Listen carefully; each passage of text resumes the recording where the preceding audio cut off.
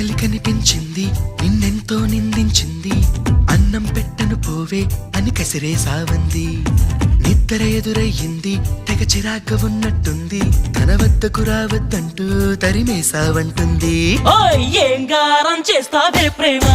నువ్వడిగింది ఇవ్వని వాళ్ళంటూ ఎవరున్నారమ్మా ఆ సంగతి నీకు తెలుసమ్మా